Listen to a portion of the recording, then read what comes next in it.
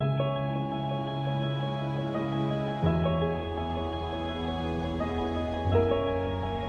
des Territoires, la radio au Congrès USH. Bonjour à toutes et bonjour à tous, bienvenue sur Banque des Territoires, la radio, pour ce deuxième jour de congrès HLM de l'Union sociale pour l'habitat. Alors nous sommes en direct du stand de la Banque des Territoires, Hall 6, stand D50, à l'Eurexpo de Lyon. Si vous êtes sur place, eh bien, vous pouvez nous rejoindre, on a encore quelques places assises, non, il y a quand même beaucoup de monde, hein.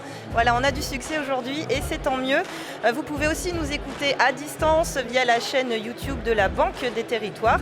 Alors au menu aujourd'hui, des interviews en studio, des reportages terrain et des lives en direct du congrès avec Alexandre Vibard qui est là pour nous partager les temps forts de cet événement. Alexandre, où est-ce que vous vous trouvez ? Alexandre apparemment est en train de vivre un moment important justement du congrès. Alors, on le retrouvera un peu plus tard dans l'émission avec Logivolt.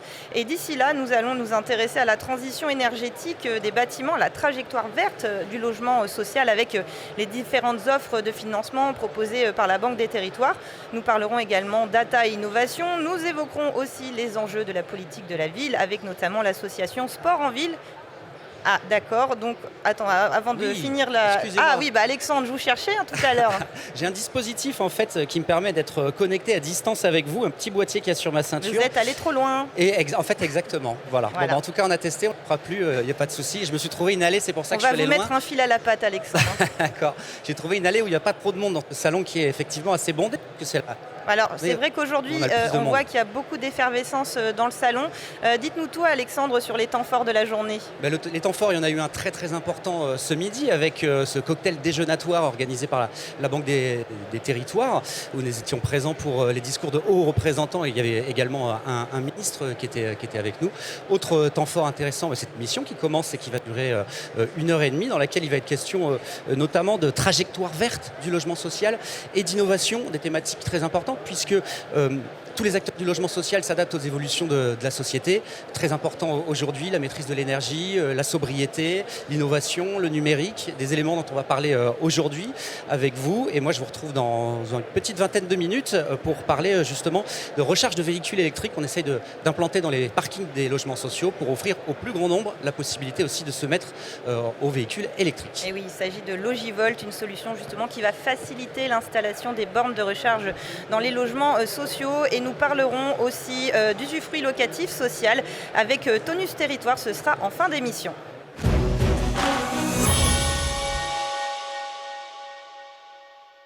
Nous sommes donc sur Banque des Territoires, la radio au Congrès USH, avec moi en studio, monsieur Olivier Sichel, bonjour.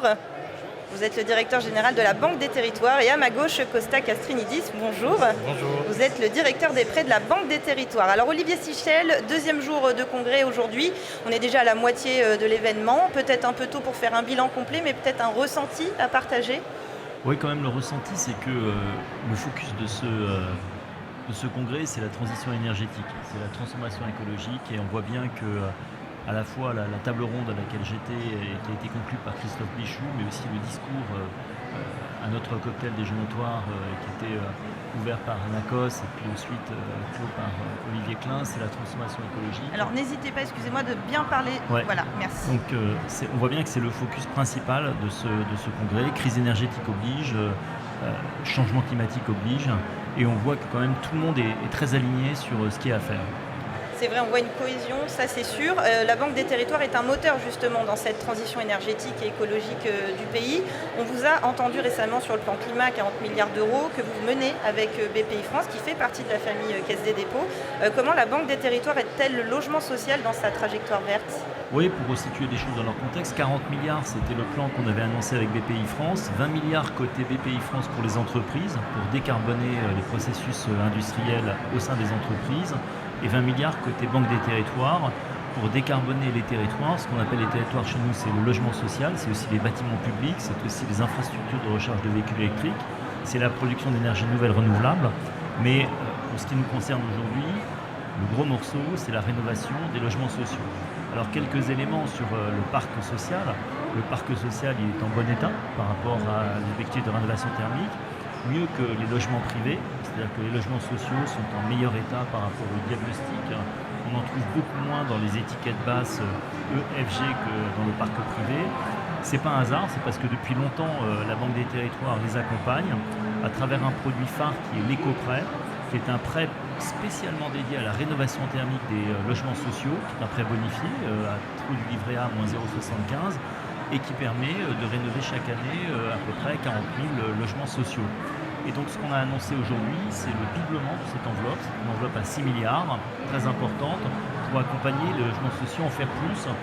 Ce qu'on s'est dit avec l'USH, c'est qu'il fallait qu'on soit capable de monter collectivement à plus de 125 000 logements sociaux pour tenir la promesse qui a été faite de ne plus avoir de logements sociaux dans les catégories EFG à l'horizon qui a été prévu par la planification énergétique. Alors du coup, qu'est-ce qui reste à faire? Entre autres, là vous l'avez évoqué, de faire beaucoup plus en termes de réhabilitation et de rénovation. Est-ce qu'il y a d'autres choses à faire? Alors il y a d'autres choses à faire, il n'y a pas seulement la rénovation, il y a aussi la construction. Et donc nous, on soutient beaucoup la construction bas carbone. Ça veut dire qu'on va construire des logements sociaux qui seront de haute qualité environnementale, qui seront construits en bois par exemple, qui seront aussi construits d'une nouvelle façon. Et on a abordé une thématique d'avenir qui est la seconde vie du bâtiment. C'est-à-dire que jusqu'à présent, dans le logement social, quand les bâtiments étaient très vétustes, on les détruisait. Et le bilan carbone de ces opérations est très mauvais parce que vous pouvez tout à fait réutiliser la structure de ces bâtiments et reconstruire un bâtiment à partir de ces structures sans avoir à couler du béton, sans avoir à dégrader le bilan carbone de ces opérations. Donc ça, c'est des opérations de seconde vie qu'on a faites. Donc ça, c'est la construction. Et puis, il y a tous les aides de diagnostic avec un produit qu'on aime bien à la Banque des Territoires qui s'appelle PrioRéno, qui marche bien pour la rénovation des bâtiments publics, qui permet aux décideurs d'avoir toutes les consommations d'énergie électrique avec Enedis, gazière avec GRDF, pour pouvoir prioriser les bâtiments qui sont les plus énergivores et sur lesquels il va falloir porter en priorité l'action de rénovation. Et on a annoncé qu'on allait lancer ça aussi pour le logement social, pour aider les bailleurs sociaux à faire leur choix. Avant de vous remercier, Olivier Sichel, un message à passer aujourd'hui aux bailleurs sociaux? Venez nous voir, on a à la fois les produits financiers pour vous aider dans votre effort de rénovation. Venez nous voir aussi parce qu'on a les systèmes d'aide à la décision. Et puis venez nous voir parce qu'on vous accompagne, on vous connaît bien, on a des produits pour vous. Je pense qu'on est quand même la banque qui connaît depuis très très longtemps le monde des bailleurs sociaux. On est un partenaire de confiance et on entend véritablement le rester et tout mettre en œuvre pour bien les accompagner. Venez nous voir, voilà, c'est le message. Alors on est au stand D50, Hall 6, venez nous voir, ce sera avec plaisir. Merci beaucoup Olivier Sichel, on vous souhaite une bonne fin de congrès. Merci d'avoir été avec nous sur la radio Banque des Territoires. Merci Marie-Hélène. Alors Olivier Sichel évoquait le PrioRéno LS, évoquait aussi l'éco-prêt, évoquait aussi la seconde vie des bâtiments. Tout ça, on va revenir en détail dessus effectivement. Je rappelle aussi aux personnes qui nous écoutent, qui sont présentes au congrès, que vous pouvez venir sur le stand de la Banque des Territoires. Il y a une borne interactive où vous avez toute la documentation sur les offres de tout le groupe de la Banque des Territoires, du groupe CED, de CDC Habitat, et vous pouvez les télécharger très facilement. Alors on va revenir sur l'éco-prêt avec vous, Costa Castrinidis. On l'a un peu évoqué dans cette introduction de la trajectoire verte du logement social. On va revenir justement sur cet éco-prêt puisque ce n'est pas un nouveau produit, mais par contre il a été prolongé, modifié. Pourquoi? Alors attendez, on va ouvrir le micro. Un petit souci de son, je crois. Tout simplement car les objectifs fixés à la fois par la loi climat et résilience et par la stratégie nationale bas carbone en matière de trajectoire énergétique du parc de bâtiments nécessitent d'amplifier l'effort en matière de réhabilitation thermique des logements sociaux. Comme le disait Olivier, le parc social est déjà plutôt un parc en avance sur le reste du parc de bâtimentaire français, mais on sait qu'il va falloir accroître l'effort d'environ 25% de réhabilitation supplémentaire par an. Et donc pour cela, il était normal et nécessaire qu'en tant que partenaire et financeur du secteur, nous puissions adapter le dispositif qui est l'éco-prêt, qui est en réalité un outil de politique publique, qui est vraiment conçu en partenariat avec l'État, le ministère de l'économie et des finances et le ministère du logement, et avec la profession représentée par l'USH. Donc nos discussions au cours des dernières semaines et des derniers mois nous ont permis d'accroître l'enveloppe pour la passer à 6 milliards. Donc là, je tiens à préciser que cette enveloppe qu'on augmente, c'est un premier pas. Si les besoins sont plus importants et qu'il y a une dynamique d'investissement forte de la part des acteurs, on est prêt à regarder s'il faut faire encore un effort. C'est-à-dire qu'il n'y a pas un problème de financement aujourd'hui en matière de financement concessif de la réhabilitation. Ça, c'est un élément important. Le deuxième point également central, c'est que le coût des réhabilitations, notamment car elles doivent être plus ambitieuses que par le passé, nécessite de pouvoir financer un montant par logement plus important. Et donc, on fait passer ce montant par logement autour de 30 000 € quand il était uniquement de 22 000 € jusqu'à présent. Et puis, le troisième point, qui n'est pas neutre, c'est qu'évidemment, on intègre également le carbone dans les gains à réaliser pour pouvoir bénéficier de ce financement. Ce n'est pas un financement qui s'obtient facilement. Il faut prouver 40% de gains énergie carbone et c'est ce qui permettra d'avoir la bonification qui peut aller jusqu'à 75 points de base, en dessous même du coût du livret A, donc en dessous du coût de la ressource. Alors justement, cet éco-prêt, il a été testé sur Lyon par Aliade Habitat. Nous allons écouter justement le témoignage de Nadège Gérard qui donc travaille à Aliade Habitat, une ESS lyonnaise. Elle témoigne de l'éco-prêt. Aliade Habitat est un bailleur social sur la région Auvergne-Rhône-Alpes, filiale d'Action Logement Immobilier et a environ un peu plus de 58 000 logements sociaux sur la région Auvergne-Rhône-Alpes. Nous avons fait appel à l'éco-prêt dans le cadre de réhabilitation thermique de notre patrimoine. L'avantage principal de ce prêt est son taux, qui est un taux variable mais inférieur au taux du livret A. On a contractualisé environ 10 millions d'euros d'emprunts éco-prêt là, sur la dernière année. Une opération un peu plus emblématique qu'on inaugure semaine prochaine est une opération à Saint-Fond de 470 logements. Où en effet, grâce à la réhabilitation thermique, on a eu un label BBC sur cette résidence. On a réhabilité une grosse partie de notre parc. Les premiers objectifs, c'était d'éradiquer les étiquettes F et G. On est en bonne voie et maintenant on s'attelle à réhabiliter les résidences en étiquette E. Pour nous, bailleurs sociaux, les offres de la Banque des Territoires sont intéressantes dans le cadre de la transition énergétique, tout particulièrement l'éco-prêt, puisque grâce à ces taux intéressants, ça nous permet d'avoir des plans de financement intéressants et donc des charges financières moins lourdes suite à ces réhabilitations. Donc pour moi, ces éco-prêts répondent totalement à nos enjeux de transition énergétique sur notre patrimoine. Justement, vous parliez de l'ambition, en fait, notamment dans le bas carbone. C'est vraiment une volonté, justement, de choisir des projets ambitieux pour les financer. Oui, tout à fait. C'est une nécessité. C'est vraiment dans le nouveau cycle de vie carbone tel qu'il est posé par la réglementation environnementale 2020. Il y a une nécessité à accroître les exigences en la matière sur la construction et en miroir sur la réhabilitation. On a le même enjeu lié à la stratégie nationale bas carbone. Alors l'éco-prêt n'est pas le seul prêt, n'est pas la seule offre à demander justement ce taux d'exigence. On va s'intéresser maintenant au prêt PHB. Le PHB de Vert, c'est un prêt bonifié par Action Logement qui est distribué par la Banque des Territoires et qui va venir financer des opérations de construction de logements sociaux qui répondent à certaines exigences environnementales. Donc on est dans le contexte de la réglementation environnementale 2020. Ce qu'on va financer, ce seront des opérations qui anticipent les seuils 2025 en termes d'émissions de gaz à effet de serre. Les projets qui peuvent prétendre au PHB2 Construction Verte sont des projets de construction de logements sociaux qui anticipent les seuils 2025 de la RE 2020, donc cette réglementation environnementale 2020, en termes d'émissions de gaz à effet de serre. C'est un prêt sur 40 ans, avec une première phase à 20 ans à taux zéro, qui est bonifié par Action Logement, et ce qui est très avantageux aujourd'hui au vu des conditions de financement actuelles. Et ensuite, on a une deuxième phase de 20 ans qui est indexée au taux du livret A plus 0,60%. Et par logement, on aura, selon les résultats de l'appel à manifestation d'intérêt, 12 000 € par logement qui seront attribués pour chaque logement qui correspond aux critères que j'ai cités précédemment, avec potentiellement un bonus de 4 000 € pour des opérations qui visent aussi une surperformance sur l'axe énergie.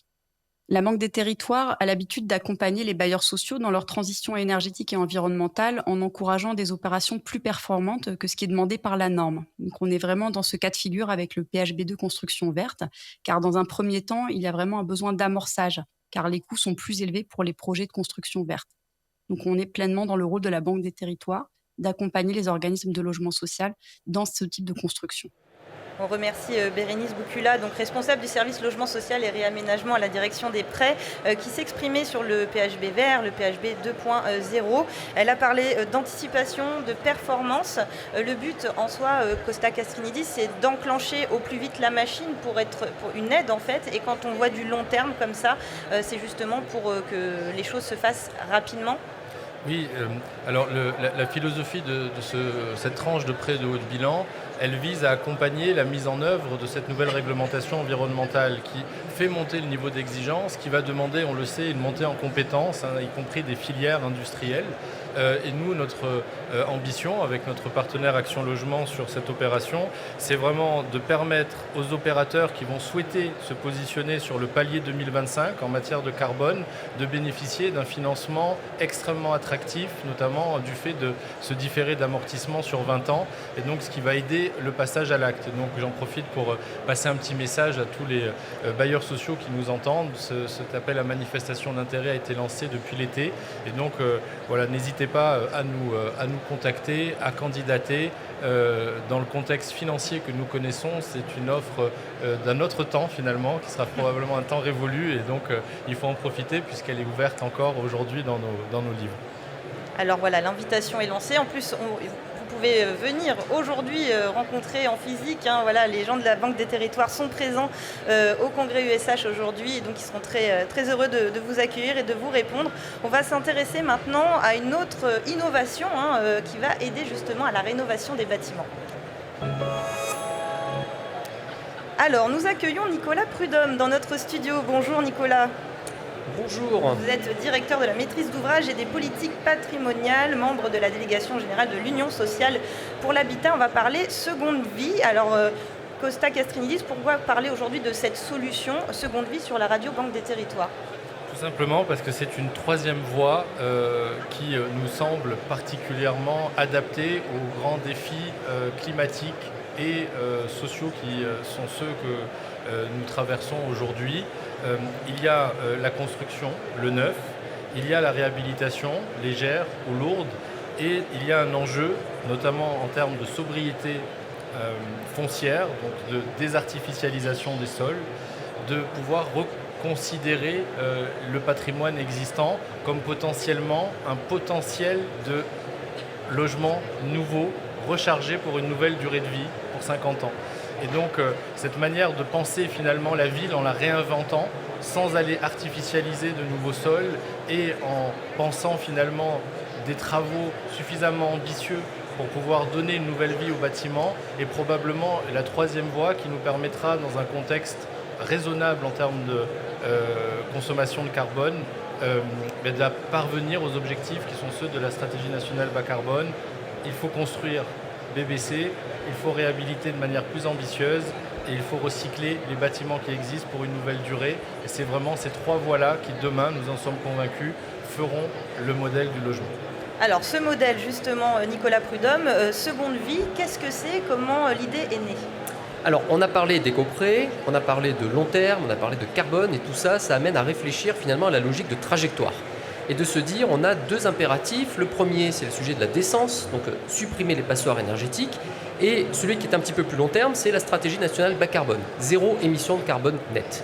Et donc on est dans cette posture où aujourd'hui on doit non pas faire un choix, mais plutôt calculer la trajectoire qui est la plus optimale. Alors si on part sur simplement le sujet de la décence, c'est-à-dire la suppression des EFG, ce qu'on est en train de produire malheureusement, c'est une transformation d'une partie de ces EFG en C et D, ce qui est tout à fait normal puisqu'une partie du parc n'a pas vocation à atteindre des étiquettes supérieures en termes de qualité architecturale, de qualité intrinsèque du bâti. Et donc on est en train de artificiellement faire grossir ce stock d'étiquettes C et D qui va nous amener donc en 2034 à la sortie de l'indécence à avoir un stock à peu près de 4 millions de logements étiquettes C et D qu'il va falloir ensuite pousser en 16 ans vers du A ou du B. Et donc on voit l'enjeu, si on a une approche sérielle, c'est-à-dire de cette façon-là où on traite dans un premier temps la décence, puis dans un deuxième temps la stratégie nationale bas carbone, qu'on va avoir une perte d'efficience, une perte d'efficacité. Le dispositif seconde vie, c'est réfléchir à ça, c'est de se dire comment est-ce qu'on peut dès le début transformer des logements d'étiquettes assez basses, des EFG, directement vers du A et du B, parce que leurs caractéristiques architecturales, leur position dans la ville, il y a plein de sujets qui font qu'on a envie de les passer directement. Alors on a un objectif à peu près de 50% des transformations qu'on pourrait faire aujourd'hui.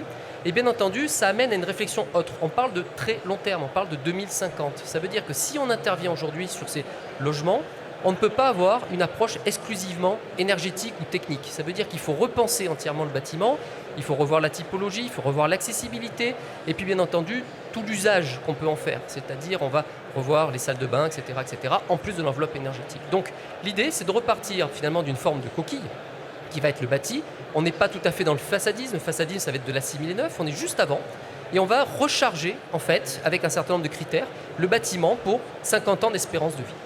Alors vous parlez de typologie, de changer les salles de bain, c'est quoi? C'est parce qu'on n'a plus le même mode de vie qu'avant et du coup il faut réadapter ces logements?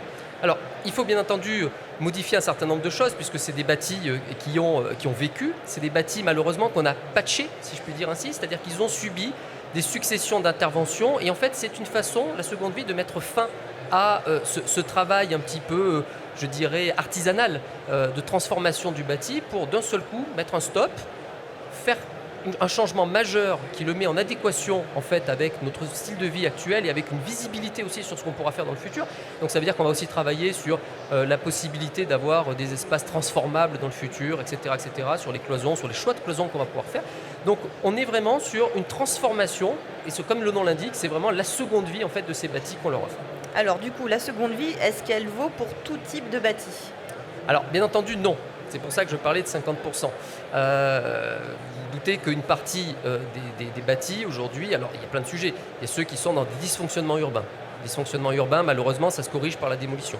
Vous avez ceux qui ont un maigre intérêt architectural, conceptuel ou autre. Et puis vous avez ceux qui, en termes de construction, ne permettront pas d'atteindre une performance énergétique à un prix correct. Alors quand je dis prix correct, ça veut dire quand on commence à dépasser le coût de construction, ça interroge. Et donc effectivement, si en plus on a dysfonctionnement urbain ou faiblesse architecturale, ça ne vaudra pas le coup. Alors on a estimé, comme je le disais tout à l'heure, à peu près à 50% de ces étiquettes EFG qu'on pourrait faire tendre vers du A et du B. Et bien entendu, le reste va être soit sur des étiquettes C et D avec de la compensation, des choses de ce type-là, ou alors avoir là cette fois-ci une autre vie, c'est-à-dire peut-être la démolition ou la transformation. Ah, c'est plus une autre vie là, mais bon. Pour en redonner une plus tard, effectivement, pour la démolition. Alors, seconde vie est une solution en phase expérimentale, c'est-à-dire? Alors, expérimental, ça veut dire qu'aujourd'hui, on a défini le cadre. On a fixé un petit peu les règles d'éligibilité. On a travaillé conjointement donc, avec la Banque des Territoires. On travaille au quotidien avec les services de l'État pour trouver effectivement les solutions, parce qu'on a besoin de solutions de financement, donc des solutions alors à la fois de prêt, on en a parlé, de fiscalité également, puisqu'on essaie de se rapprocher des conditions du neuf. Et ce qu'on fait apparaître en contrepartie effectivement de ces financements, ce qu'on pourrait dire c'est de l'ancien, ce n'est que de la rénovation, c'est également tous les bilans. Je fais une petite parenthèse, mais il faut revenir aussi sur le bilan positif d'une opération de ce type-là. On ne fait pas que revivre un ancien bâtiment, on a évité de refaire du béton, donc on n'a pas déconstruit, on a évité de refaire du béton, de refaire du carbone, de prélever des ressources, on a évité en déconstruisant de refaire des déchets, des volumes conséquents de déchets. Donc on a des externalités positives extrêmement fortes sur le plan environnemental, des externalités positives extrêmement fortes sur le plan sociétal, parce qu'on parle de revisiter le contenu. Et donc aujourd'hui, l'idée, c'est d'arriver à mettre en œuvre ce dispositif de façon expérimentale. Alors, on y travaille. On souhaiterait, la présidente Emmanuelle Cos tout à l'heure évoquer l'idée peut-être l'an prochain d'avoir la chance de monter une expérimentation visant 5 000 à 10 000 logements dans cette catégorie, qui nécessite bien entendu beaucoup de travail alors d'ordre technique, d'ordre administratif, toutes les règles d'éligibilité, les règles de financement, et puis d'arriver effectivement avec les pouvoirs publics, d'avoir le droit à cette expérimentation, puisque ça nécessite des textes, et puis ça nécessite bien entendu un petit peu d'argent. Donc si je comprends bien, la prochaine étape, c'est l'expérimentation en 2023, idéalement. Idéalement, et puis écoutez, nous on est tous, je pense, extrêmement motivés parce que c'est une façon de revoir la ville autrement, c'est-à-dire sans nécessairement la démolir, sans l'abandonner, c'est lui donner vraiment cette seconde chance, c'est une seconde vie. Et oui, effectivement. Merci Nicolas Prudhomme. Repenser l'habitat, c'est penser aussi tout ce qu'il y a autour. La trajectoire verte du logement social ne concerne pas que l'habitation, on l'a vu avec vous, Nicolas Prudhomme, mais aussi le cadre autour de l'habitation, autour du logement, et le transport, qu'il soit collectif ou individuel par exemple. Les véhicules privés qui font l'objet de toutes les attentions avec cette date 2040 qui marquera la fin des véhicules thermiques en France. Alexandre Vibard, il faut donc avancer rapidement vers l'électrique et c'est la direction dans laquelle laquelle s'engage la Banque des Territoires. Oui, Marie-Hélène, avec la création d'une structure qui s'appelle Logivolt Territoire, dont l'objectif est d'aider tous les Français à s'équiper d'une borne de recharge pour les véhicules électriques, et notamment dans le logement social. Thomas Maille, bonjour. Bonjour. Vous êtes directeur général de Logivolt Territoire. Quels sont vos moyens d'action? Comment agissez-vous concrètement? Qu'est-ce que vous faites en gros? Je vais vous le tenir, Rémi. Bonjour. Alors, Logivolt Territoire, c'est une filiale créée par la Banque des Territoires à 100%. Donc, c'est une filiale autonome qui a été dotée de 150 millions d'euros de moyens financiers pour aider à mettre à jour et à mettre à niveau l'installation électrique des parkings, des immeubles collectifs pour installer des bornes de recharge. Donc, le but, c'est financer à la place des copropriétés ces infrastructures et ensuite faire payer uniquement l'usager et pas l'ensemble des copropriétaires des bornes de recharge. Voilà, donc votre action dans le domaine du logement social est importante. Ça se passe au niveau des parkings, vous l'avez dit. C'est ça, ça se passe au niveau des parkings et pour les logements sociaux, ça va être un tout nouveau segment qu'on va annoncer demain midi pour les grandes caractéristiques. Ça va, alors on a la primeur à l'heure de l'annonce. On a la primeur et vous aurez le détail demain avec Gauthier Châtelu à 11h30. C'est essentiel justement, vous travaillez avec plusieurs partenaires, notamment YesPark qui nous accueille là pour cette interview, on est sur leur stand. YesPark qui mène une action originale de recyclage et de revalorisation en quelque sorte de places de parking inutilisées, d'essayer de les partager, de ne pas faire qu'elles restent inutiles. Donc bonjour Estelle Coudard. Bonjour. Enchanté. L'idée qui sous-tend votre action, vous êtes directrice des affaires publiques et relations presse chez YesPark. L'idée qui soutient votre action, c'est de prévenir limiter les inégalités en fait dans l'accès à l'électrique. Oui, effectivement, on a une offre YesPark Recharge où on vient installer des bornes de recharge dans nos parkings. Une offre pour les riverains qui ont accès au parking, mais aussi pour les résidents des logements sociaux. On a une époque où on pousse beaucoup à passer aux véhicules électriques. Et c'est vrai qu'il faut aider tout le monde à passer aux véhicules électriques. Et nous, on vient en bout de chaîne avec la recharge. Et on a une offre spécifique pour les bailleurs sociaux. On vient électrifier le parc social et les aider à la transition énergétique de leur parc. Pour qu'il y ait un accès pour tout le monde à la recharge avec des offres spécifiques, notamment pour les résidents en termes de coûts. Alors je suis venu faire coucou, me présenter ce matin. Thomas Maille était déjà sur le stand. Vous passez du temps aujourd'hui avec YesPark. Logivolt Territoire, quel est l'objet de votre rapprochement, enfin de votre travail ensemble? Alors on travaille avec YesPark pour essayer de voir et de mettre en place une solution donc, pour faciliter le déploiement des bornes de recharge pour les bailleurs sociaux de la manière la plus abordable et adaptée aux usages. Et on travaille avec YesPark, connu dans le monde de l'habitat social, notamment dans la question des parkings. Et c'est pour ça qu'on a trouvé ça intéressant de discuter avec YesPark. Bon, on a des petits problèmes de micro manifestement. Je vais vous rendre la main, Marie-Hélène, et puis je vous retrouve en fin d'émission en déambulation dans les allées de ce congrès. Merci Alexandre, on vous laisse déambuler. Et puis pour les personnes qui sont intéressées d'en savoir plus justement sur Logivolt, eh bien voilà, Thomas Maille est sur le stand de YesPark et pourra répondre à vos questions. On va rester dans l'innovation sur Banque des Territoires, la radio, et on va s'intéresser à la data. Banque des Territoires, la radio en direct du congrès USH à Lyon. Nous sommes sur le stand D50, Hall 6, toujours en compagnie de Costa Castrinidis, directeur des prêts de la Banque des Territoires. Et nous ont rejoint Hakim Lalou, bonjour. Vous êtes le directeur de l'innovation à la Banque des Territoires. Et également à ma gauche, Stanislas Gauthier. Bonjour Stanislas. Vous êtes responsable marketing et digital à la direction des prêts de la Banque des Territoires. Alors, Costa Castrinidis, pourquoi la Banque des Territoires s'intéresse-t-elle justement aux innovations data ? Eh bien parce que pour accélérer et massifier notre action, aujourd'hui, il n'y a pas de meilleur levier que le levier du digital. Nos équipes sont très très engagées, les équipes du siège, les équipes en région, auprès de nos clients. Et donc il est nécessaire de pouvoir bénéficier d'outils qui vont les appuyer dans leur démarche, mais aussi fournir aux clients des vraies solutions qui leur permettent de gagner en performance et de dégager du temps pour en faire plus. Et donc c'est tout l'enjeu de la data, c'est aider à la prise de décision et dégager du temps utile pour faire plus de choses. Et ce sont ces deux axes-là qu'on travaille activement. Et dans l'actu aujourd'hui de la Banque des Territoires, qu'est-ce qu'on peut, Olivier Sichel a évoqué PrioRénov'-LS. On est là aussi pour en parler avec vous, Hakim Lalou. Justement, pouvez-vous nous présenter ce nouveau dispositif, cette nouvelle offre? Déjà en quelques mots, PrioRénov'. Approchez bien du micro quand vous en... Mais c'est pour ça qu'il faut bien s'approcher du micro. PrioRénov', logement social, c'est finalement le pendant d'un autre dispositif qu'on vient de lancer, qui est PrioRénov' bâtiment public. Lors du lancement, on a eu la ministre du Logement de l'époque, Emmanuelle Wargon, qui nous a invités justement à prolonger ce parcours, cette expérience, cette offre numérique data pour accompagner le secteur. Et donc PrioRénov' bâtiment public, aujourd'hui, c'est quoi? C'est finalement un dispositif qui est assis sur 2000 gigaoctets de données qui permettent de venir avoir une vision 100% gratuite pour les collectivités. Clé en main, c'est extrêmement important sur leur parc et les niveaux de consommation énergétique réels que l'on vient récupérer avec des approches dites d'apaisation, ce qui permet finalement, sur simple autorisation de la collectivité, de récupérer de manière automatisée et avec une certaine fréquence l'ensemble des données réelles de consommation énergétique en électricité et en gaz.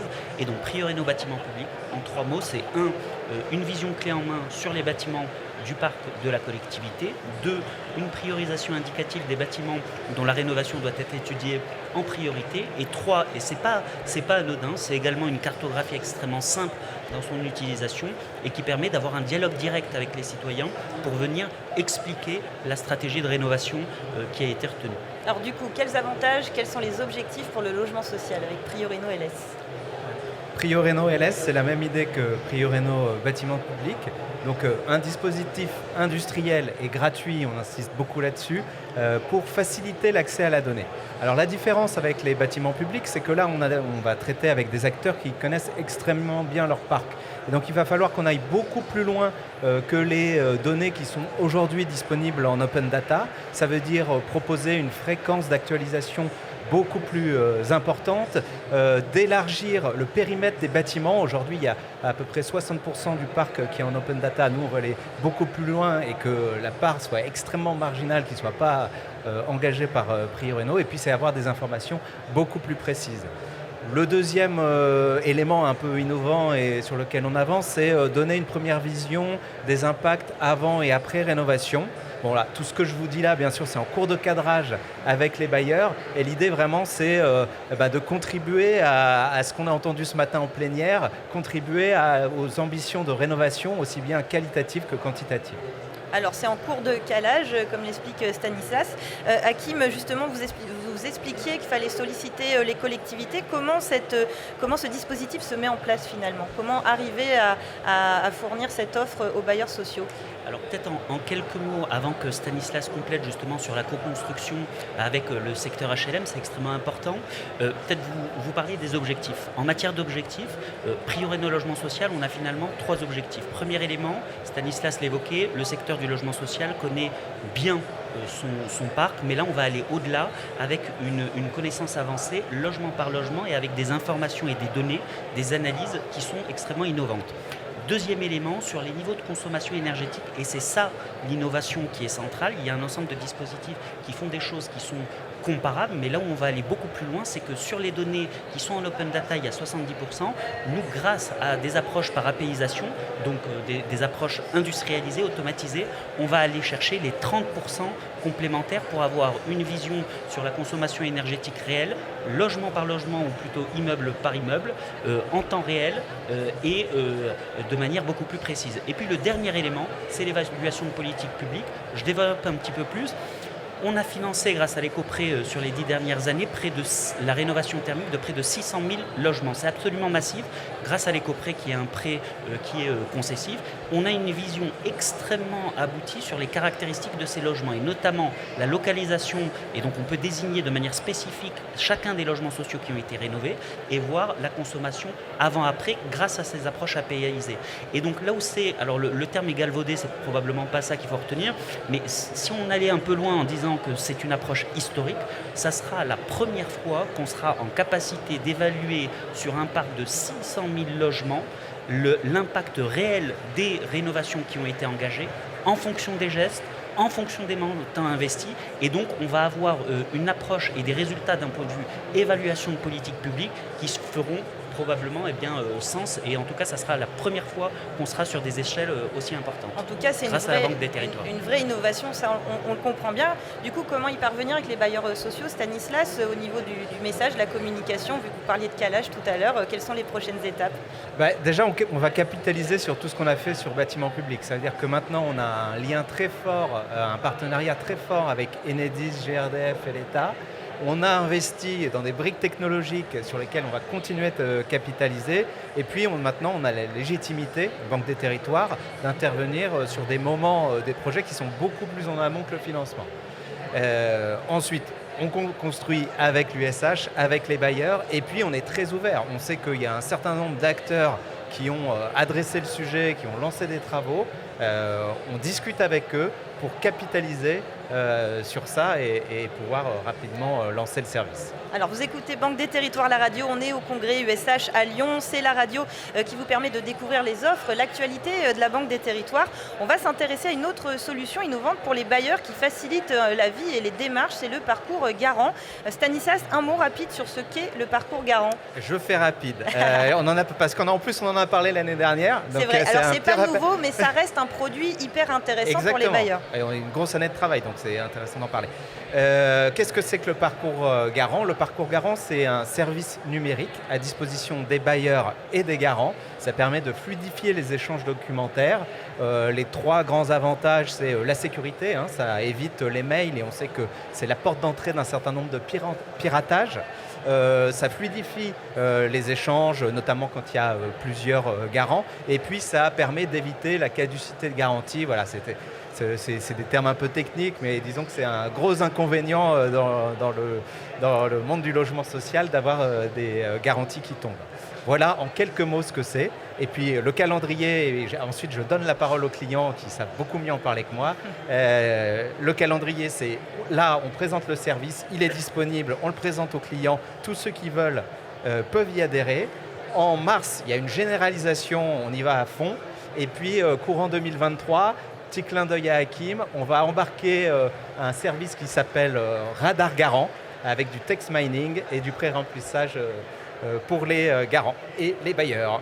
Alors effectivement, on va laisser la parole aux clients sur le parcours garant. Je vous propose de quitter Lyon pour faire un petit tour en Normandie, en Seine-Maritime plus précisément. Nous allons chez Quevilly Habitat, un bailleur sur les agglomérations de Rouen et Elbeuf, où justement le parcours garant a été expérimenté. C'est Audrey Mouton, chargée de trésorerie et de financement, qui nous en parle. Quevilly Habitat est bailleur social sur l'agglomération de Rouen, situé principalement sur Grand Quevilly. Et après, on a développé notre patrimoine sur toute l'agglomération. On est présent sur 17 villes. Notre principal actionnaire est la ville de Grand Quevilly. C'est un nouveau service qui est très bien vu de la Banque des Territoires, qui pouvait être attendu. Les bénéfices aujourd'hui, les plus de services, sont la dématérialisation des documents. On est dans l'ère aujourd'hui d'une dématérialisation. La formalisation aussi des dossiers, parce que chaque garant attend différentes pièces. Donc l'expérimentation a permis, en échangeant avec chacun, de lister toutes les pièces qui pouvaient être demandées. Aussi, chaque garant ou bailleur est notifié lorsqu'il y a une nouvelle information disponible sur le portail. Donc on a les informations en temps réel et ça fluidifie les échanges, ça évite les allers-retours de mail ou par téléphone avec bailleur et garant. Et enfin, il y a un tableau de bord aussi qui synthétise le statut de chaque dossier.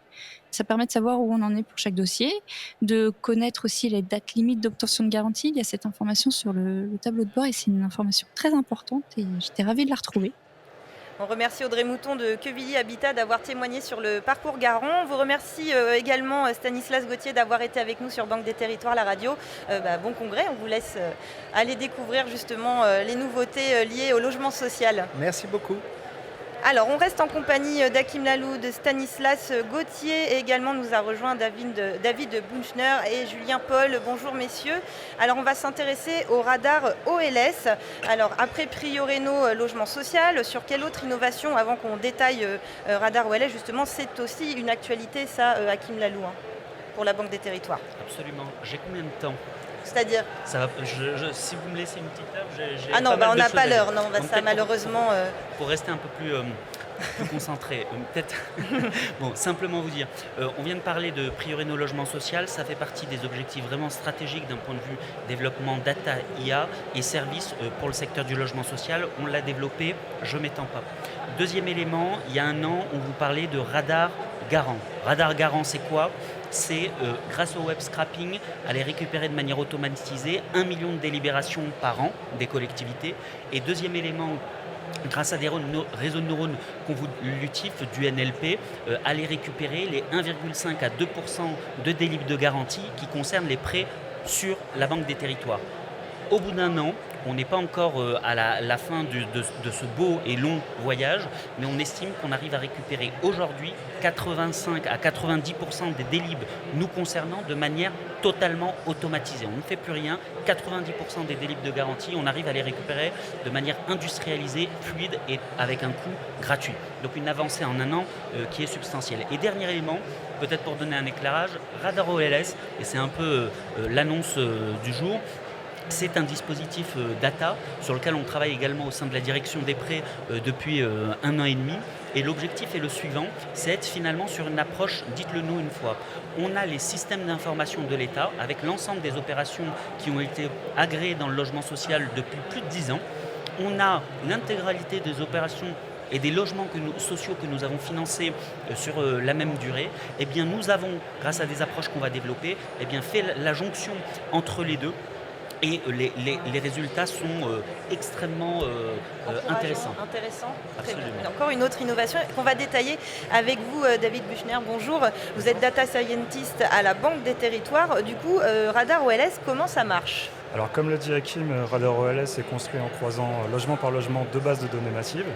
Tout d'abord, on a la base Caisse des dépôts du référentiel des opérations financées, que l'on appelle ROF, et qui recense environ 1 200 000 logements que nous avons financés depuis 2010.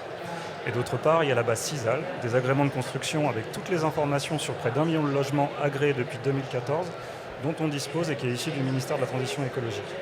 Pour réaliser la fusion de ces 2 bases, on va avoir recours à 2 étapes clés et indépendantes qui vont s'appuyer sur une approche data science que l'on a développée ici à la direction des prêts de la Banque des Territoires.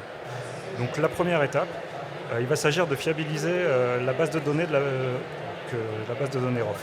Et cette base qui est remplie manuellement va demander une fiabilisation assez précise que l'on va réaliser en étape 1, puisque comme on peut l'imaginer dans une base remplie manuellement, on a des informations incomplètes et plus rarement erronées dans cette base.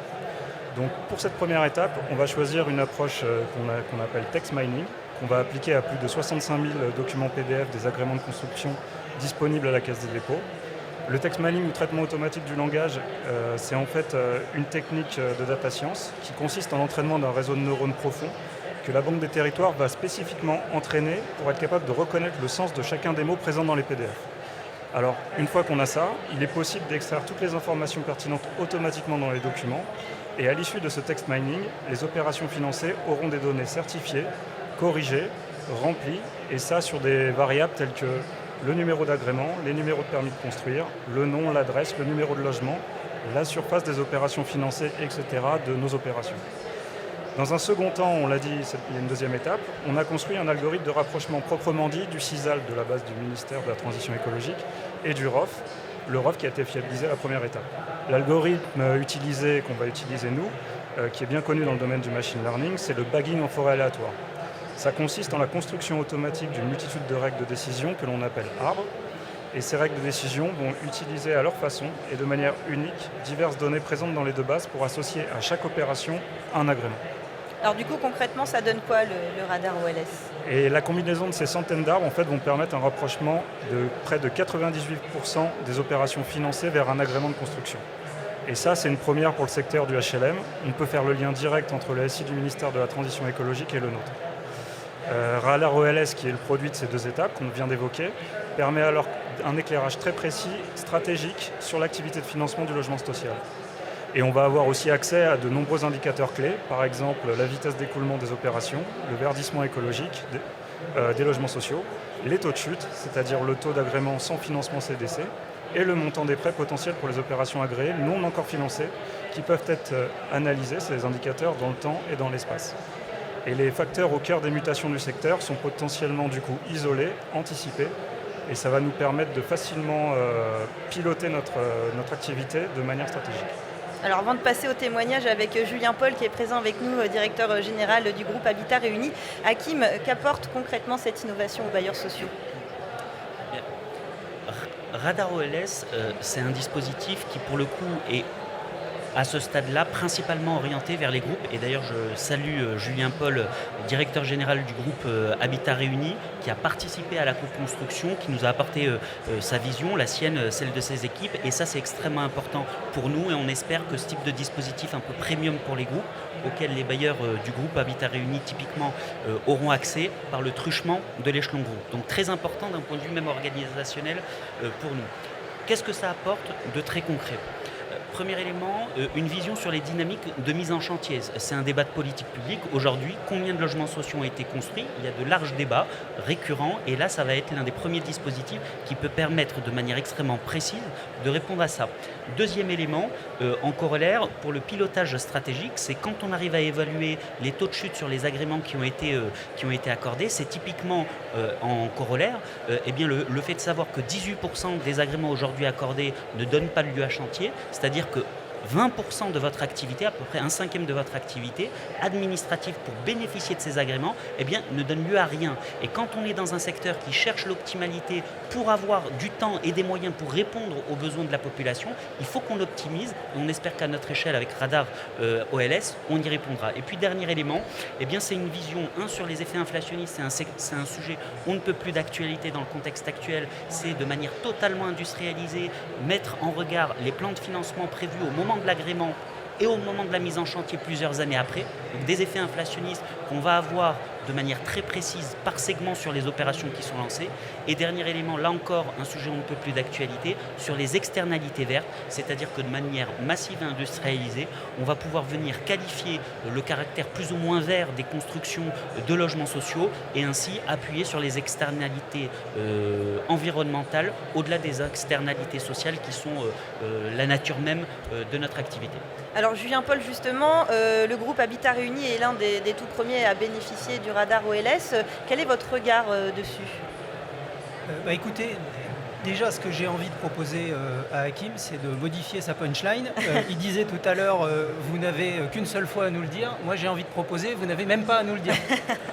Ça se fait tout seul. Mais alors, non, ça se fait pas tout seul. Et on voit bien la présentation qui nous a été faite. Mais ce qui est absolument incroyable, et là on parle de radar OLS, mais c'est évidemment à mettre en perspective de tous les autres produits data qui ont été partagés, c'est que ces informations, elles étaient là. Elles n'étaient pas exploitées parce que répondant à des complexités d'analyse sur du papier, des feuilles, on ne sait pas où on l'a classé, dans quel répertoire informatique, que sais-je.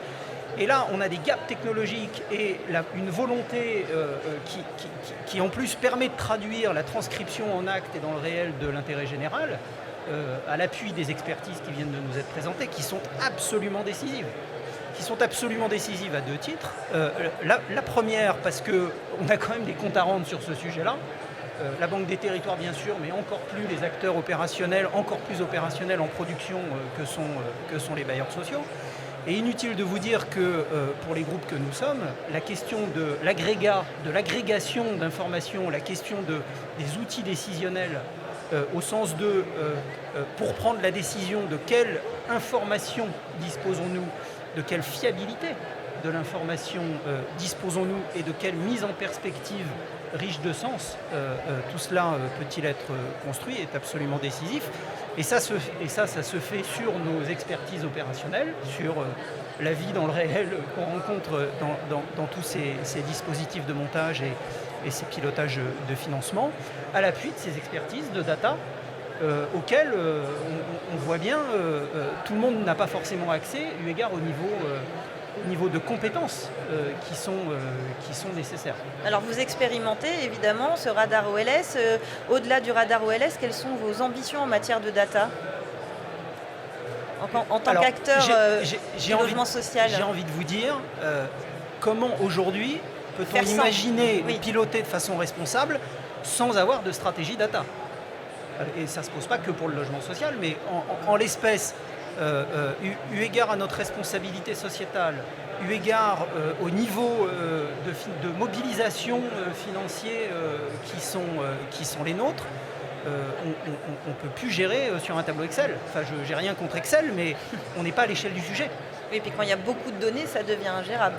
Absolument. Et donc, en fait, la mise à disposition de ces outils nous renvoie en responsabilité opérationnelle, y compris sur la façon dont comment, déjà au départ, nous, on organise une forme de rapport responsable à la data pour que cette dernière puisse être exploitée le plus vite, le plus fiablement possible, à l'appui, parce qu'on n'est pas des machines non plus, des filets de sécurité qui sont possibles grâce au machine learning, qui viennent détecter les manques, les corrections nécessaires, que sais-je. Et tout ceci, mis bout à bout, construit des outils décisionnels qui nous sont absolument décisifs, à la fois, comme je l'ai évoqué, pour prendre la décision et pour rendre compte, parce que cette question du rendre compte ne va aller, je crois, que montant en puissance, sans vouloir parler en techno, quand on voit les enjeux de taxonomie européenne qui sont en train d'arriver, on est en train de se mettre à niveau sur tout ce qui a été évoqué. Il y a plein d'autres sujets qui vont nécessiter des faits, l'opposabilité de faits et donc d'informations fiables, et le numérique nous sera nécessaire. Je me permets de conclure votre question sur le fait quand même que, attention, le numérique c'est top, mais ça ne nous exonère pas d'avoir une approche de sobriété, y compris sur ce sujet-là. Oui, tout à fait. Quand on voit, et j'entends par là déjà de sobriété énergétique, quand on voit le poids, ne serait-ce que du fonctionnement des data centers aujourd'hui dans les volumes d'énergie consommés à l'échelle mondiale. Effectivement. Et si on peut faire les deux, c'est encore mieux. Ah bah oui, il faut essayer d'associer, d'être innovant dans tous les sens du terme, effectivement. Absolument. Merci Julien Paul, merci David Buchner, merci Hakim Lalou. Effectivement, rendre des comptes, prouver l'impact, ça c'est une chose nécessaire et qui sera de plus en plus présente à l'avenir, évidemment. Alors on va quitter l'univers de la data, mais pas celui de l'innovation, puisqu'on le sait, la Banque des Territoires aime innover dans tous les domaines, et notamment dans le domaine social, en s'associant à des partenaires eux-mêmes innovants. On va parler justement de l'insertion avec notamment l'association Sport dans la ville. Vous écoutez la radio Banque des Territoires, nous sommes en direct du congrès USH, 82e congrès de HLM, de l'Union sociale pour l'habitat. Nous a rejoint Marina Alcalde, bonjour. Vous êtes directrice politique de la ville à la Banque des Territoires. Toujours avec nous, Costa Castrinidis, directeur des prêts. Alors on va s'intéresser à la politique de la ville. Marina, déjà peut-être une remise en contexte. De quoi parle-t-on quand on parle de politique de la ville ? Bonjour à tous. Bonjour. Alors, politique de la ville, c'est une politique publique très ancienne, plus de 40 ans. C'est une politique en fait qui cible des territoires spécifiques, les quartiers populaires, avec ce sont 1500 quartiers, 5,5 millions d'habitants, qui sont les populations aux plus bas revenus, mais c'est des quartiers très divers. Et on pense rapidement aux banlieues, effectivement, ou dans les périphéries des grandes métropoles. Il y a aussi des quartiers anciens, ou même dans les périphéries de villes moyennes, ou même petites. Voilà. Et c'est une politique publique très générale, puisqu'on essaye de traiter tous les enjeux de ces quartiers, qui sont le cadre de vie, le logement, le développement économique, l'emploi, l'éducation, et même l'égalité hommes-femmes, enfin voilà, tous les enjeux qui se concentrent en fait dans ces quartiers. Du coup, comment la Banque des Territoires se mobilise pour ces quartiers ? Alors en fait, juste aussi, je n'ai pas précisé, c'est vraiment aussi une des particularités, c'est que c'est une politique partenariale qui réunit autour des élus locaux, des partenaires locaux ou nationaux, dont les bailleurs sociaux, puisque un tiers de leur parc se trouve dans les quartiers. Et la Banque des Territoires, la Caisse des dépôts, en fait, est un acteur historique de cette politique publique depuis plus de 40 ans. C'est au cœur de nos missions d'intérêt général et nous sommes là avec ce que nous savons faire, Très clairement, c'est aider au financement des projets dans ces territoires qui s'inscrivent le plus souvent sur du temps très long, en fait, puisque notamment quand on parle de traiter le cadre de vie ou de faire du développement économique. Donc nous intervenons en ingénierie, en financement prêt ou fonds propres, avec plus d'1 milliard de prêts tous les ans pour les bailleurs. Ça, c'est pour donner les grands chiffres, et puis aussi l'ingénierie fonds propres. Voilà, sur toute notre palette. Quand vous parlez de cadre de vie, à quoi doit-on s'intéresser de manière assez urgente ? Alors actuellement, je pense qu'on va en parler très clairement, c'est l'adaptation au réchauffement climatique de ces quartiers. Et ça a été un sujet qui a été abordé notamment par Olivier Klein tout à l'heure, sur la question de comment est-ce qu'on rend ces quartiers plus résilients avec ce qui arrive. Et ils sont vraiment à la croisée de nos enjeux d'adaptation au changement climatique, de cohésion sociale, parce que c'est là où se manifestent, s'incarnent nos inégalités climatiques en fait. Alors notamment, on peut passer par le verdissement des quartiers, j'imagine, pour combattre ce réchauffement climatique. Costa Castrinidis, pourquoi justement le verdissement des quartiers est une priorité, un enjeu majeur pour les territoires ? Comme le disait Marina, on a beaucoup travaillé au cours des dernières années sur l'atténuation au changement climatique, finalement essayer de réduire le choc de la hausse des températures l'été, des événements plus extrêmes d'un point de vue climatique au cours de l'année, mais on n'a pas suffisamment travaillé à comment anticiper les effets sur le long terme. Et cette anticipation, elle passe par remettre de la nature en ville, elle passe par repenser finalement l'urbanisme moderne en intégrant des îlots de fraîcheur pour travailler le confort d'été par exemple, désimperméabiliser les sols pour faciliter la prise en compte d'épisodes pluvieux. Et toutes ces transformations d'infrastructures, en réalité, elles transcendent l'ensemble des quartiers et l'ensemble des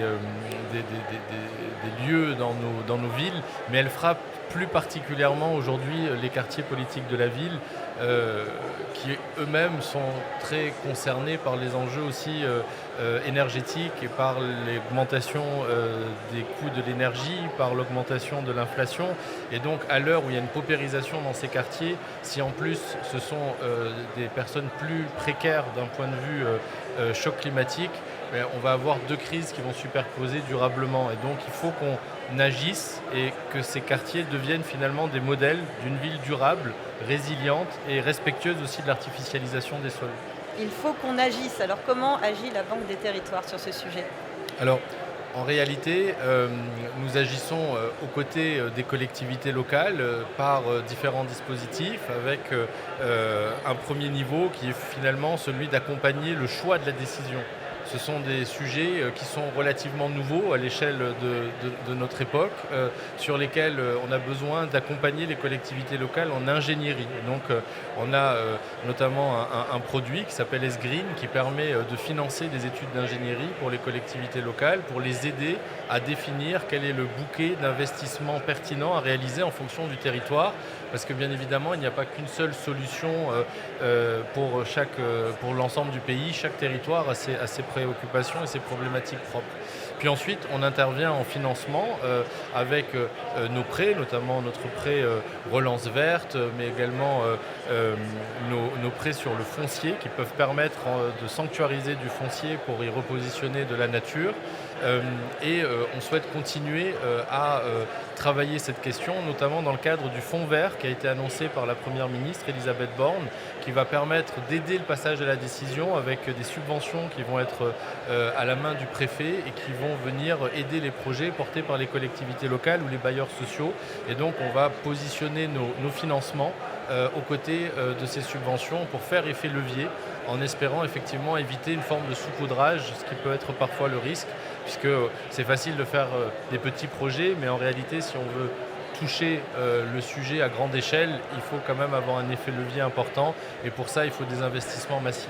Sur l'adaptation au changement climatique, juste un chiffre, on évalue à peu près à 15 milliards d'investissements supplémentaires nécessaires par an dans les prochaines années pour les collectivités locales. Donc c'est vraiment un changement d'échelle qui est appelé. Alors vous parliez d'adaptation, on parlait de résilience avec vous Marina. On va écouter Anne-Claire Mialot, la directrice générale de l'Agence nationale pour le renouvellement urbain qui justement évoque la résilience des territoires. Alors, la résilience territoriale, c'est de faire en sorte que les territoires sur lesquels nous intervenons et les quartiers pour ce qui concerne l'ANRU puissent être plus adaptables face aux grandes crises que nous traversons et qui s'intensifient, et bien sûr la crise climatique, la crise énergétique, mais aussi les enjeux sociaux, économiques et les transitions démographiques qui sont à l'œuvre. Et l'objectif de la résilience territoriale, c'est d'arriver à construire ensemble les réponses pour que les quartiers soient plus adaptables, plus flexibles et répondent mieux à ces grandes crises que nous connaissons. Alors, le programme de renouvellement urbain, vous le savez, ce sont 12 milliards d'euros d'équivalent subventions qui sont investis dans les quartiers, dans les 450 quartiers que l'ANRU finance. Nous avons terminé la programmation, il nous reste 3 petits quartiers à terminer, mais nous avons terminé la programmation et donc là, nous sommes en phase de mise en œuvre. Mise en œuvre opérationnelle pour pouvoir améliorer concrètement la vie des habitants avec des logements réhabilités ou démolis et reconstruits avec toujours une exigence de qualité énergétique, mais également des aménagements urbains et des équipements. Nous finançons des écoles, des centres sociaux. Et l'objectif, c'est que tout cela se mette en œuvre opérationnellement le plus rapidement possible pour améliorer la vie des habitants et avec cette double exigence de qualité et de résilience pour faire en sorte que ces quartiers que nous allons livrer avec les collectivités territoriales, avec l'ensemble des partenaires de l'ANRU, dans 5 ans, dans 10 ans, répondent aux exigences qui sont celles déjà d'aujourd'hui face aux grandes crises que nous connaissons. On remercie Anne-Claire Mialot, directrice générale de l'ANRU. Marina, avant de vous dire au revoir, un message justement à passer aujourd'hui au congrès USH concernant justement toutes ces problématiques liées à la résilience territoriale. Je pense que c'est ce qu'a dit tout à l'heure Olivier Sichel, venez nous voir. Tout simplement, toute simplicité. Venez voir la Banque des Territoires, effectivement. En plus, profitons de ces temps d'échange, de ces congrès qui permettent justement de rassembler les acteurs du logement social, les financeurs, les partenaires. On vous rappelle que sur le stand de la Banque des Territoires, vous avez une borne qui vous permet justement d'accéder à toute la documentation des différentes offres de la Banque des Territoires. Merci beaucoup Marina Alcalde. On va donc s'intéresser maintenant, on va rester justement dans l'insertion, dans la cohésion et on va s'intéresser à l'association Sport dans la ville.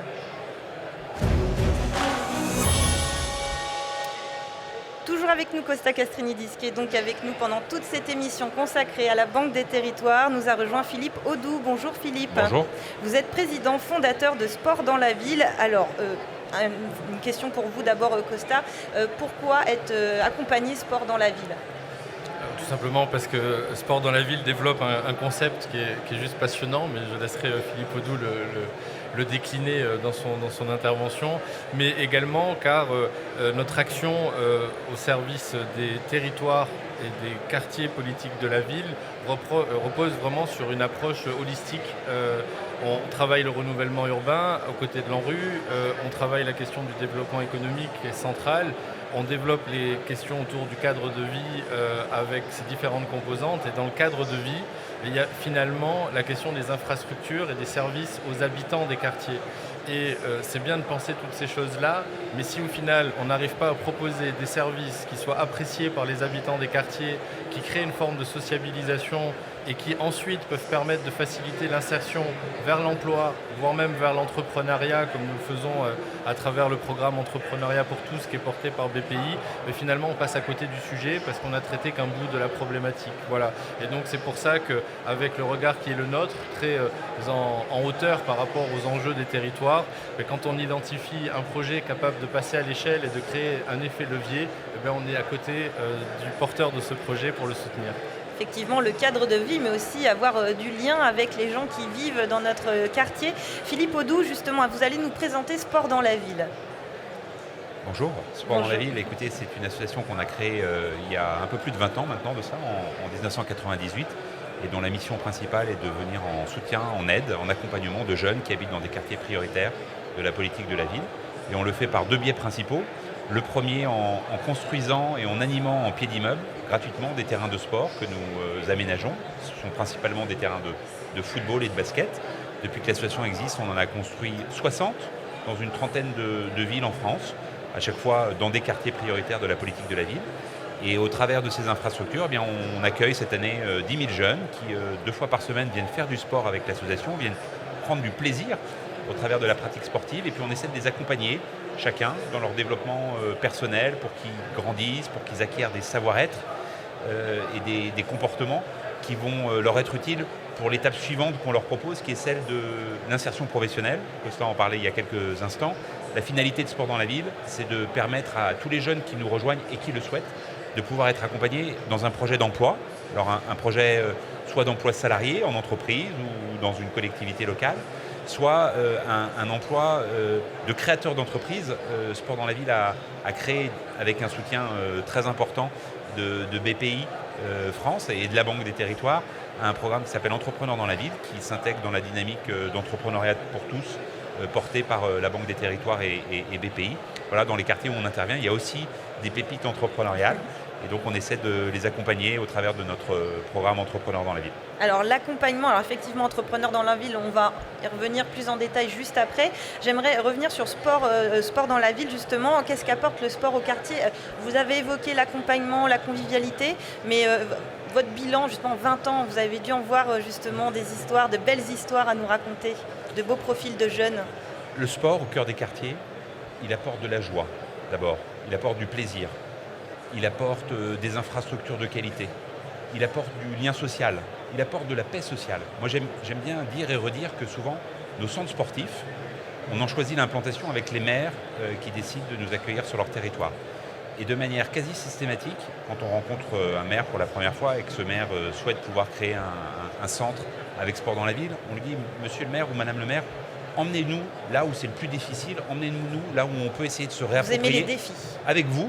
Un espace public qui est en difficulté, sur lequel il y a des incivilités, du squat, des trafics, et on va se le réapproprier positivement et on va lui redonner vie et on va permettre à des jeunes du quartier d'y venir positivement, de grandir et de réussir. Et c'est ça la magie du sport.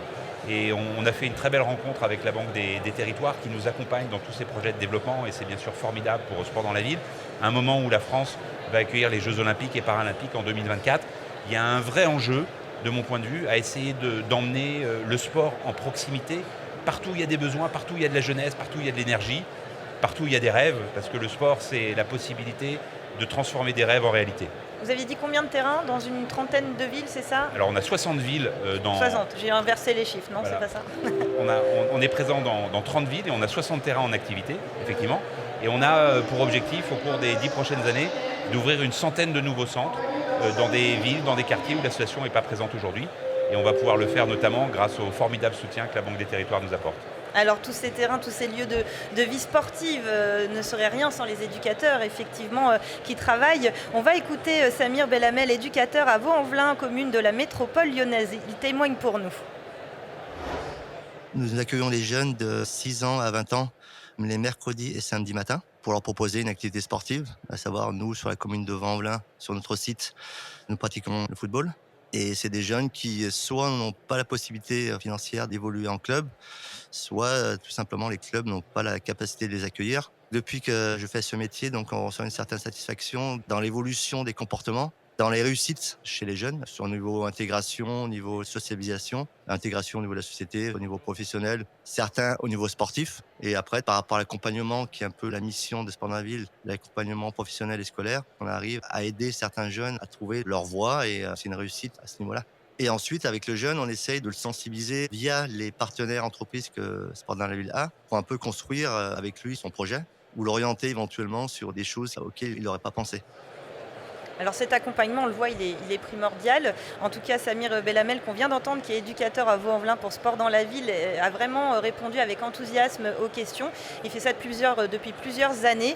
Mais il y a un accompagnement, vous en avez parlé tout à l'heure, Philippe Audou, c'est aussi entrepreneur dans la ville. Ça, c'est quelque chose qui a été décliné par rapport à Sport dans la ville. C'était un besoin que vous êtes rendu compte en discutant avec des jeunes ?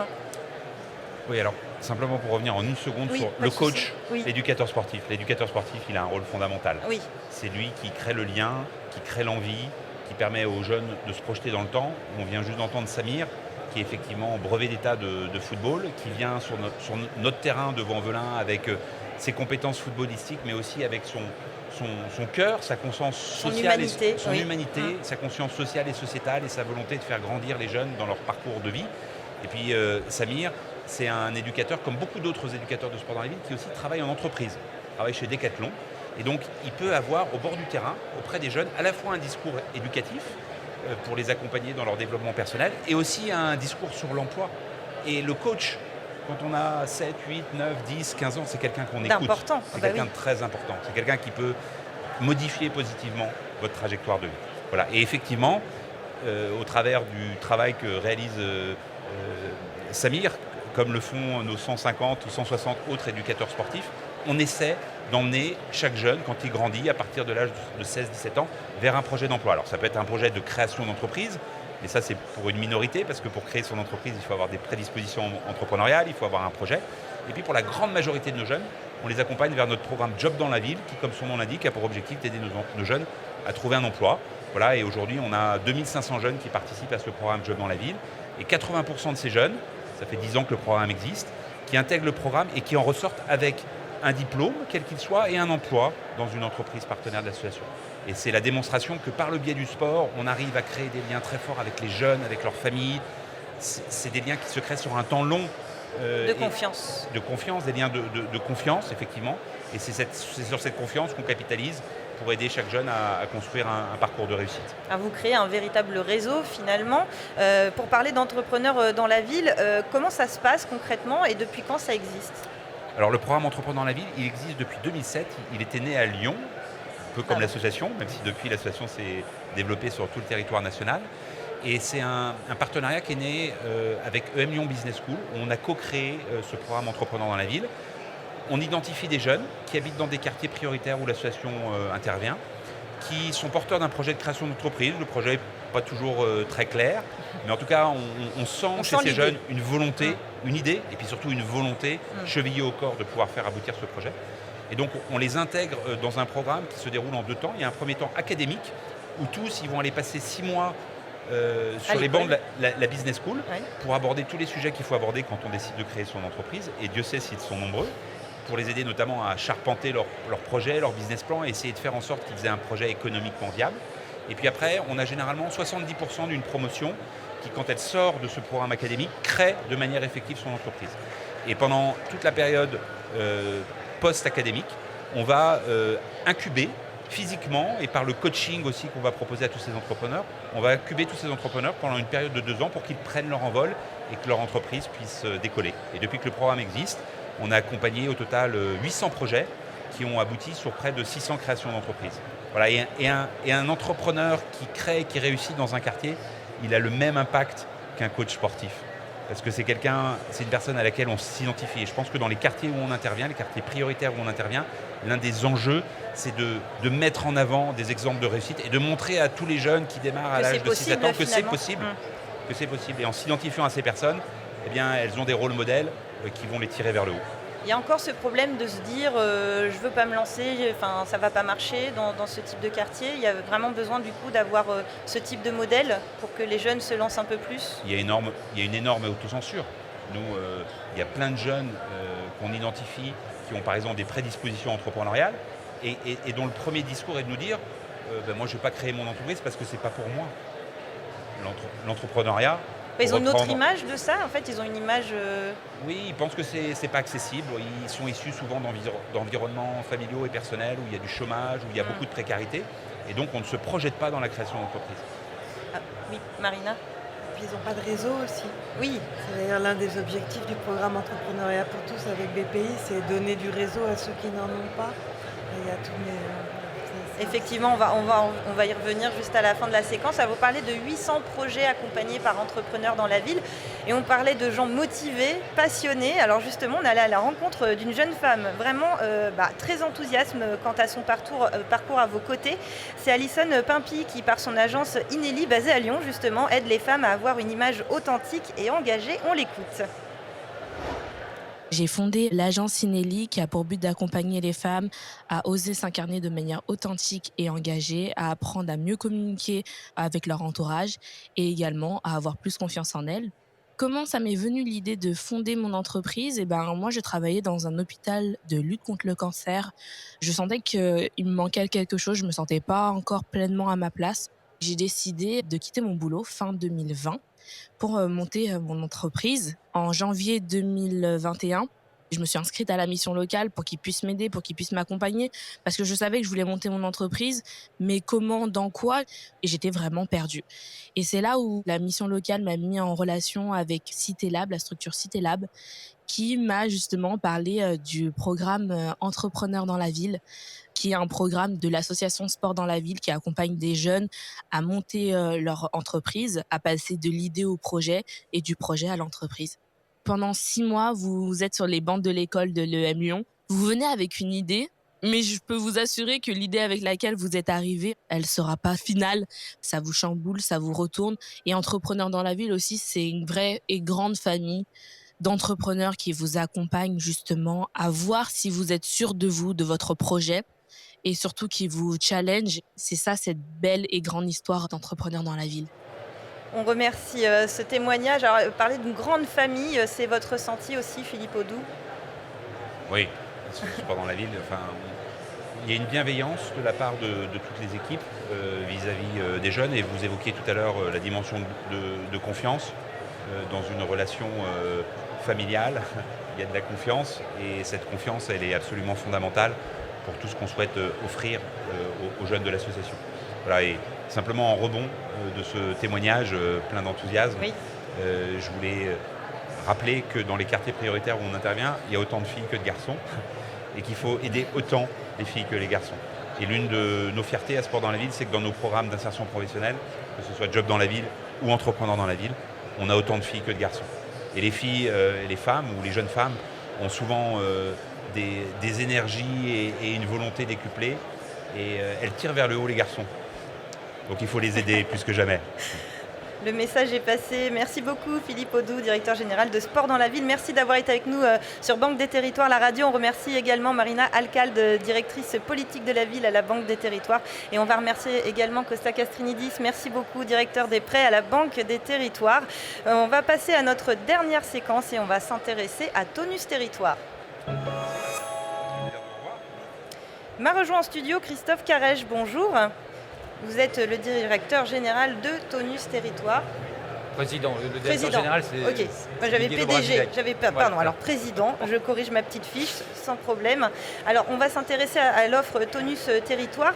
Est-ce que vous pouvez nous présenter déjà Tonus Territoire ? Tonus Territoire, c'est un véhicule d'investissement qui a été créé en 2018 et qui a pour vocation d'aider les bailleurs à construire avec un montage assez particulier qui s'appelle le démembrement de propriété, l'usufruit locatif social, qu'on a revisité. C'est un montage qui existait avec des opérateurs qui étaient sur le marché, mais qu'on a revisité comme investisseur institutionnel. Donc très concrètement, on sépare la nue propriété de l'usufruit. Le bailleur va acheter l'usufruit avec un intérêt très important pour lui qui est de mettre 0 fonds propres. Il ne met pas de fonds propres dans ses opérations, donc il finance l'usufruit par les prêts qu'il va obtenir sur la durée de l'usufruit. Tonus Territoire va acheter la nue propriété et pour une 15 à 20 ans, on est plutôt sur 20 ans. Et puis à la sortie, le Tonus Territoire devient propriétaire de la pleine propriété. Les logements peuvent être à ce moment-là revendus, soit en bloc, soit au détail. En quoi c'est une solution innovante, surtout peut-être D'abord, honnêtement, le montage, il est assez innovant. Je pense même que dans le monde, il ne doit pas y avoir beaucoup de montages de ce type. Donc c'est très particulier comme montage.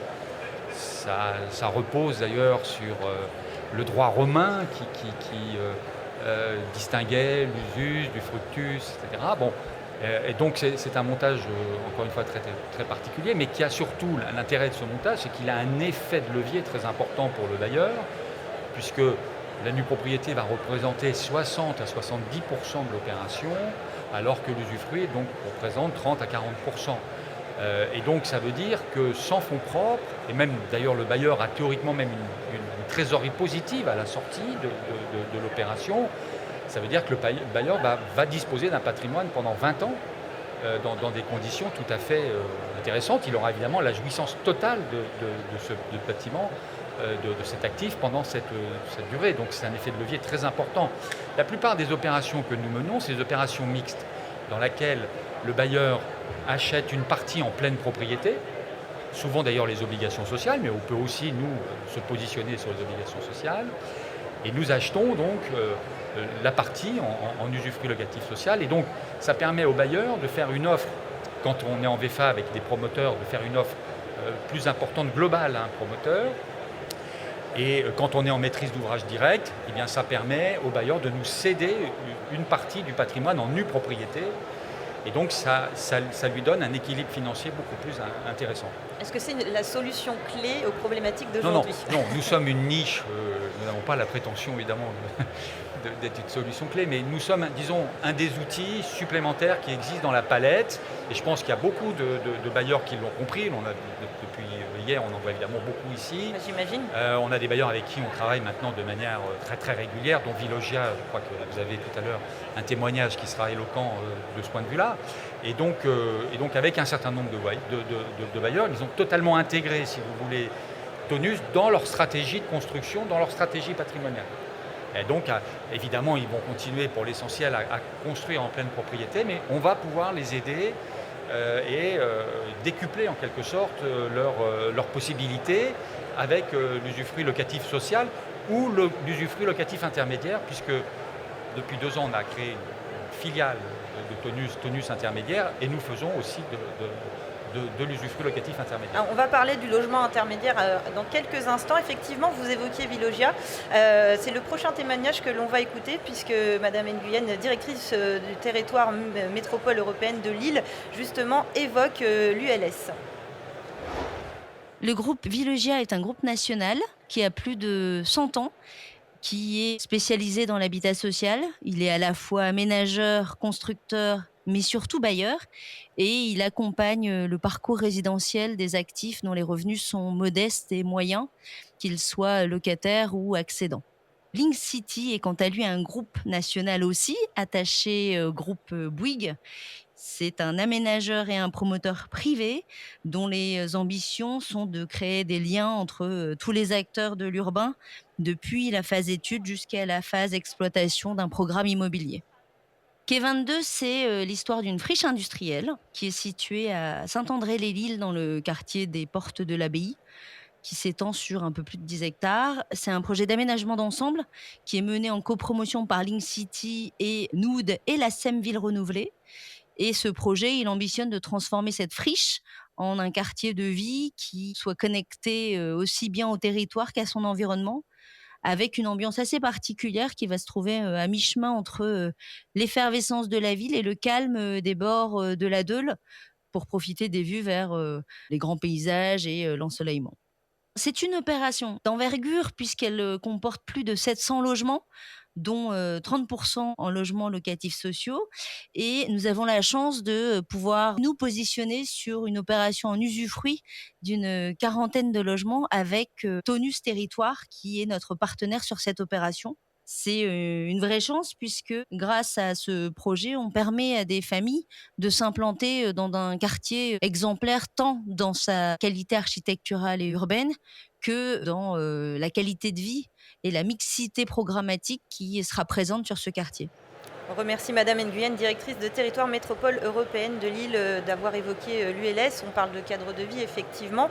Tonus Territoire est une offre qui a été lancée en 2018. Un bilan peut-être de ces 4 ans ? Oui, écoutez, depuis 4 ans, on a environ engagé, on appelle ça l'engagement, plus de 3000 logements donc, sur tout le territoire français. Bon, les régions où on est le plus présent, pour des raisons y compris historiques par rapport à l'ULS, c'est évidemment l'Île-de-France, Rhône-Alpes et PACA, mais on a aussi donc la métropole de Lille, on a fait des opérations à Dijon, à Rouen, à Orléans, à Toulouse. Donc on est un peu partout sur le territoire français et les bailleurs, je crois, aujourd'hui nous ont bien repérés et les promoteurs aussi. Donc voilà, donc avec, je pense qu'on est en un rythme de croisière où les objectifs qu'on se fixe chaque année sont remplis. Donc, voilà. On va revenir sur le logement intermédiaire puisque vous avez évoqué une nouvelle offre de Tonus. Oui, c'est-à-dire qu'on a élargi notre offre au logement intermédiaire avec les bailleurs sociaux toujours, puisque notre ADN, c'est d'aider les bailleurs sociaux. Donc nous ne faisons pas du logement intermédiaire pour faire du logement intermédiaire. Il y a d'autres opérateurs, d'ailleurs CDC Habitat notamment, qui le font très bien, pas besoin de nous. Mais par contre, quand un bailleur social vient nous voir en disant voilà, on a une partie en social, mais on voudrait aussi compléter avec de l'intermédiaire, à ce moment-là, nous faisons aussi du logement intermédiaire. Et c'est quelle part de votre activité ? Alors ça a beaucoup cru parce que, soyons clairs, le logement intermédiaire, ces 2 dernières années, les bailleurs sociaux s'en sont beaucoup emparés. Disons qu'on va tourner autour d'une 20 à 30% de nos opérations. Pour revenir sur l'opération Vilogia, une minute, il faut savoir que cette opération, elle était essentiellement en social, c'est-à-dire en plus, en PLUS. On a même un peu de PLAI et quelques PLS. Et là, on est vraiment dans une opération sociale stricto sensu. Et on veille aussi à faire ce type d'opération. Hein. On est là pour aider le logement social. On fait de l'intermédiaire, encore une fois, pour compléter l'offre des bailleurs. Alors, votre objectif en venant au congrès USH ? Notre objectif, c'est de voir ceux avec qui on travaille. C'est quand même un lieu absolument exceptionnel. Parce il y a du monde en plus aujourd'hui, il y a de quoi échanger. On voit beaucoup, oui. C'est vraiment un lieu où tout le secteur se rencontre. Et donc c'est très précieux pour nous parce que ça permet évidemment d'accélérer. On parle aussi même d'opérations tout à fait précises, d'accélérer un certain nombre d'opérations et d'avancer. Merci Christophe Carèche, président de Tonis Territoire. On vous remercie d'avoir été avec nous sur Banque des Territoires, la radio. Et c'est bientôt la fin de notre émission. Mais avant, nous allons accueillir dans notre studio monsieur Éric Lombard. Banque des Territoires, la radio, oui, installez-vous, monsieur Éric Lombard. Vous êtes le directeur général de la Caisse des dépôts. Merci d'être avec nous sur Banque des Territoires, la radio, pour clôturer cette émission consacrée à la Banque des Territoires, à leurs partenaires et à leurs offres. Alors, la Caisse des dépôts et consignations a une vue unique sur le secteur du logement social. Elle le finance depuis toujours. Alors, comment va le secteur du logement social après cette succession de crises qu'on a tous connues ?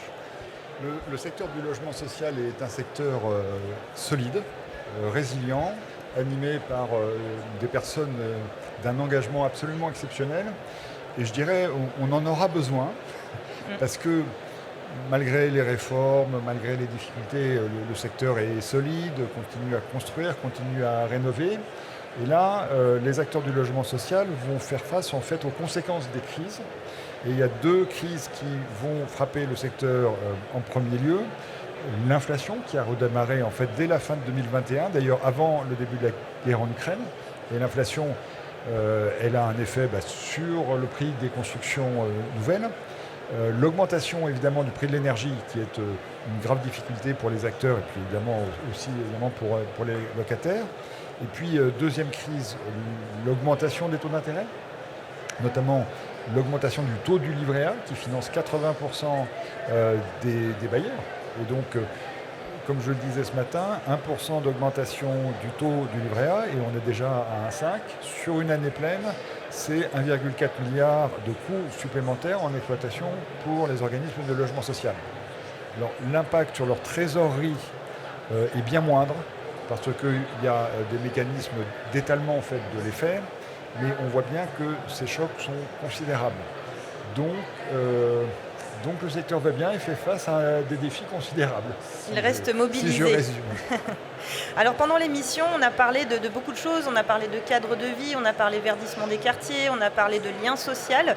En quoi le verdissement des quartiers et le modèle social doivent-ils aller de pair ?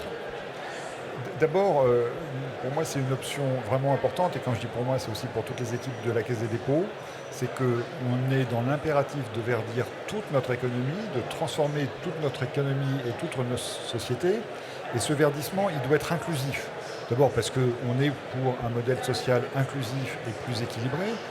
Et par ailleurs, le verdissement de l'économie, en fait, il est assez coûteux, notamment pour les gens qui ont des revenus modestes, puisque une voiture électrique, ça coûte plus cher qu'une voiture diesel. Isoler sa maison, ça fait des économies de chauffage, mais enfin ça coûte cher, même s'il y a des aides. Et puis acheter de la nourriture bio ou des boucles courtes, c'est mieux pour la santé, mais ça peut être un peu plus cher. Donc il y a vraiment une question de protection du niveau de vie de nos concitoyens en situation défavorisée, qui sont notamment ceux qui habitent dans le logement social. Et donc il y a vraiment une nécessité d'être très attentif à rapprocher les niveaux de vie et les niveaux de revenus entre les personnes qui ont les revenus les plus modestes et les autres. Et le logement social, il est au cœur de cette transformation. Parce que si on veut que les quartiers politiques de la ville notamment ne deviennent pas des points de chaleur On voit bien que les quartiers, notamment les plus anciens, sont des quartiers où il y a eu beaucoup d'artificialisation des sols, où il y a beaucoup de réverbération, il y a beaucoup de points chauds. En fait, 22% des quartiers politiques de la ville sont des points chauds en termes énergétiques, en termes climatiques, alors que c'est 12% sur les autres quartiers. Et donc, il faut absolument, pour pas qu'une souffrance de plus frappe ces populations qui ont déjà des vies quotidiennes qui peuvent être plus difficiles, qu'on soit très allant dans l'isolation thermique, dans le verdissement des quartiers, dans le fait de mettre plus d'arbres.